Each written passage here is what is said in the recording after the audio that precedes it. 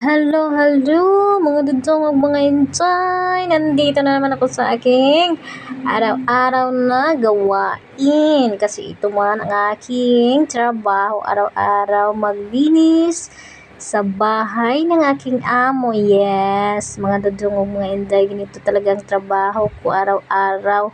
Magwalis, magmap, magpunas-punas, magwalis sa labas, sa loob. Ay, Diyos ko Lord, magpakain ng mga aso. Ganyan ang trabaho ko, magluto. Ganyan talaga, mga dudong ug inday. Kahit mahirap, kailangan laban lang tayo mga dudong ug mga inday. Kasi alam niyo, pag hindi tayo lalaban, ay wala.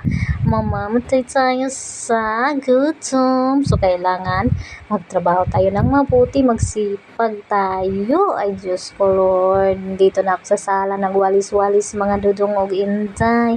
Nakalugar man si inday dito pag video-video, kay wala man si madam ug si sir. So, nag-video-video ako kasi kung nandito sila madam at sir, ay naku, mahiya man din tayo mga inday, mga dudong.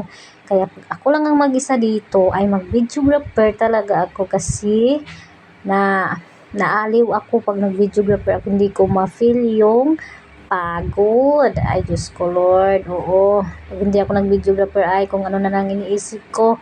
Pero kung mag-videographer ako, ay syempre yung isip ko andun sa camera.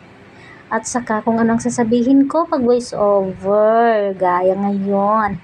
Hay naku mga dudong inday. Kayo anong trabaho niyo mga dudong inday? Share naman kayo dyan kung anong mga trabaho niyo. At saka malapit na matapos itong aking pag-videographer mga dudong inday. So, dyan lang kayo. At dito lang ako. Char, bye-bye mga dudong ug mga inday. Ingat tayong lahat.